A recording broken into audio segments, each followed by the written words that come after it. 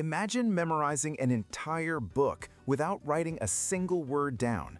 No phone, no flashcards, no tech at all. For centuries, monks and scholars could recite thousands of verses, even visualize entire pages from memory.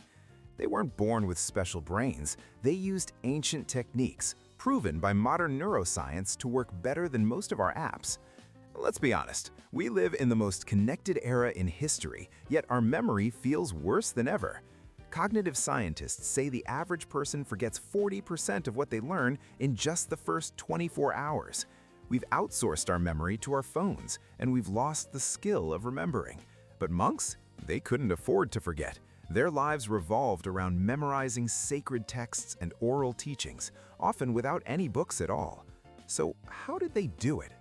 First up, the memory palace, also known as the method of loci. This technique goes back over 2,000 years to ancient Greece, used by orators like Cicero, and later by Buddhist, Christian, and Islamic scholars.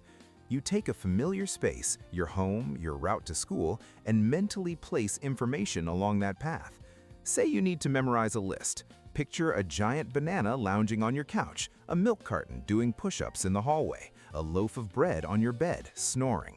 Ridiculous? Exactly. The brain remembers bizarre, visual, emotional imagery far better than raw facts. Modern memory champions still use this technique to memorize hundreds of numbers or names in minutes. Next, chanting and repetition. Tibetan monks, Vedic scholars, medieval scribes, they all repeated texts out loud, rhythmically, sometimes for hours a day. Why? Because speaking activates auditory memory, muscle memory, and emotional encoding. A 2021 study from the University of Tübingen found that spoken repetition boosts retention by over 20% compared to silent reading. So next time you study, don't just read, recite, chant, move with it. Repetition with rhythm is how monks carved knowledge into their minds. They also didn't memorize with brute force. They used structure. Buddhist teachings are divided into numbered lists, the 3 Noble Truths, the 5 Precepts, the Eightfold Path. The brain loves order and chunking. In medieval Europe, monks used illuminated manuscripts, colorful symbols, and margin drawings to imprint meaning. These visuals acted like bookmarks for the brain. Even today, using mind maps, symbols, and acronyms can turn boring data into lasting memory. It's not magic, it's memory engineering. So how can you use this? Here's how to start training like a modern-day monk. Create a memory palace, pick a room you know well, and visualize it with crazy objects for each item you need to remember. Speak what you learn, say it out loud, and walk around while doing it.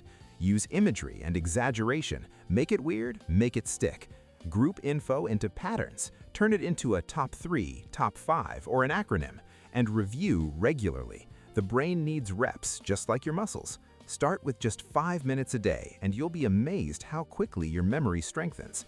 These methods don't just boost recall, they improve focus, reduce digital dependency, and build mental clarity. Monks didn't have phones. They had memory palaces, chants, and structure, and with those tools, they remembered what the world forgot.